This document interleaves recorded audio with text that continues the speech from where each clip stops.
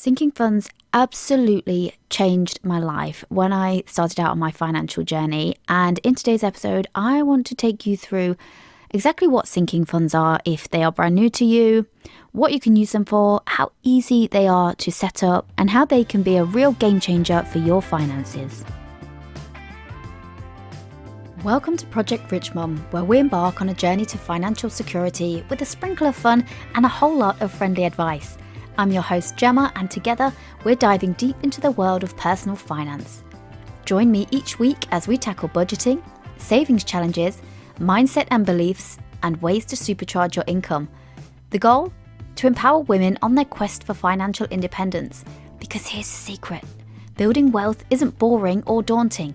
It's an enjoyable, rewarding adventure. Get ready for an episode filled with simple, easy to understand tips and tricks as we make the complex world of finance your new best friend. It's time to rewrite your financial story one episode at a time. Today, we are diving deep into a topic that is crucial for anyone looking to gain control over their finances. We are talking about the power of sinking funds in your budget.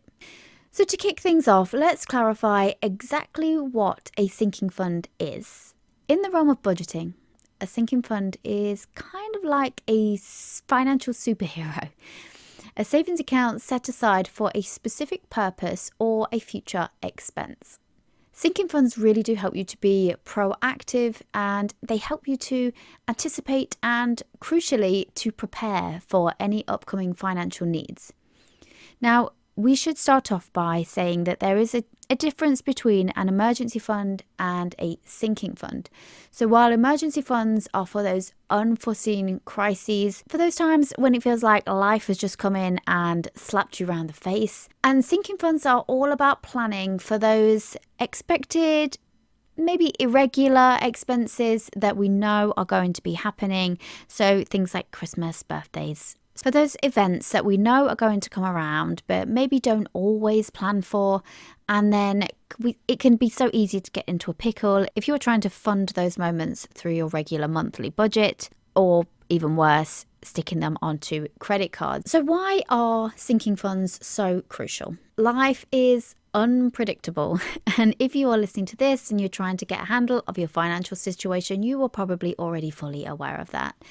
And those unexpected expenses, or those expenses that we maybe haven't planned for, can throw off, even the most efficient budgets. And sometimes when we set up our regular monthly budgets, it can be so easy to forget to add in that we're going to need money for birthdays or for a holiday or for your car. And so setting up sinking funds can really act as a financial cushion. And that's really going to provide you with peace of mind and reduce stress, because we know that if you are stressed about finances, that can really spill over into almost every other area of your life. And we really want to try and avoid that. So let's say that your car needs a repair. It goes in for its MOT and it needs to have work done to be able to pass. And so with a sinking fund, rather than having to scramble around to cover the costs, these funds will allow you to approach these situations with far more confidence, knowing that you've set aside money specifically for these occasions. So when it comes to the different types of categories that you can have for sinking funds, they can be as broad or as specific as you want them to be. And that's really the great thing about sinking funds. So for example, you might have a fund for your car. That can be just a broad category, or you can make it more niche. One for car repairs, one for your car insurance, a fund for buying a new car. You might have one for home repairs, things like planning for if your roof needs to be repaired. Maybe you need to upgrade your boiler. Maybe it's something more fun in the house and you actually want to upgrade and get your dream kitchen, or you want to rip that old 70s bathroom out and get a nice new one put in. You might have a sinking fund for your home that is specifically for buying a new sofa. Maybe you need a new fridge or a new washing machine. Maybe the washing machine that you have is perfectly fine, but when you bought it, it was just you or you and your partner, and now you've got 3 kids and it's far too small and you need to upgrade. You might have a sinking fund for Christmas. You might have another one for birthdays. You might set up another for getting your kids ready to go back to school. These are all those extra expenses that we know are going to happen, and they can really add up. Maybe you want to do something fun. Maybe you want a sinking fund for a holiday, going on your dream trip somewhere. Maybe you are getting married and you want a fund to be able to save for that. Or maybe you want to buy a house and you need a fund for your house deposit and your stamp duty and your fees. There really are no limitations on what you can set up a fund for. And the beauty of sinking funds really lies in their flexibility. And you get to tailor them to your lifestyle and your financial goals. So whether it's that dream holiday that you're preparing for, or maybe you want to prepare for any future healthcare expenses, sinking funds really will have you covered. As you embark on this sinking fund journey, you will need to decide whether you want to go with the physical cash option or whether you want to go for more convenience with an online option. Using physical cash has its merits. It can help by providing a very tangible connection to your savings goal, having that physical cash, seeing it building up in front of you, being able to touch it. That is very motivating for some people. And so that might be an option for you to get yourself a binder, get some cash envelopes in there and begin your sinking funds that way. Now, if you are going on the flip side and you're doing the online option, then there are a couple of different ways that you can do this. There are some banks, I believe Monzo is one of them, that you can have a current account and then you can open up sub-accounts from that. So you can have little separate pots of money and then you can just allocate each pot to each sinking fund that you are setting up. Now, you could have, 10 or more different sinking funds, and that might work really well for you, but you may be somebody that prefers a more simple approach to saving. And so the option there is to just have one savings account that you put all of the sinking fund money into, and then you keep track of it, whether it's in a spreadsheet or maybe it's a printable that you have. Maybe you buy yourself a financial planner and you keep track of it in there. Personally, I prefer to use an online method. I think at the minute, particularly taking advantage of the rise in interest rates, whilst we're feeling the squeeze of those interest rates in other areas of our lives, my view is I might as well take advantage of the higher interest rates on savings accounts now and make a little bit of extra money on those sinking funds. All right, so hopefully by now you will be convinced that sinking funds are an absolute game changer and that they can really make a difference in your life. But the question is, how do you set them up? So you can kind of take a step-by-step process with this. And first and foremost, that is going to be to assess your financial situation. You need to take a look at your income, at all of your expenses, and then you can identify areas where sinking funds can really make a difference. I am a big believer that it is so important that we know our finances inside out, even if they are not in the place that we really want them to be in.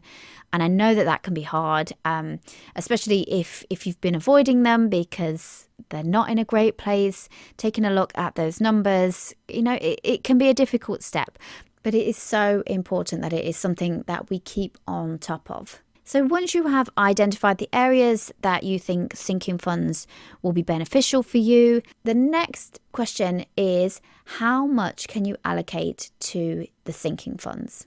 Now, this is going to be completely unique to you based on the amount of disposable income you have and the amount that you have to put away into savings. Make sure that when you are allocating an amount that you think about when you want that sinking fund to be full by.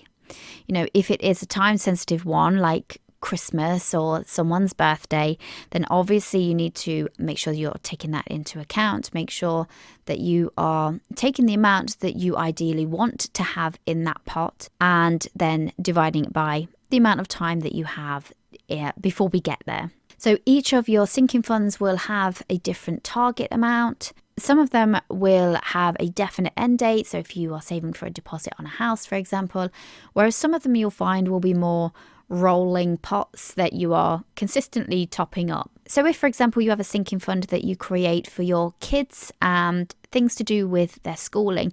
So there'll be times, obviously, when you need to buy new uniform, their back to school stuff, and that sinking fund will take a hit at the beginning of the school year.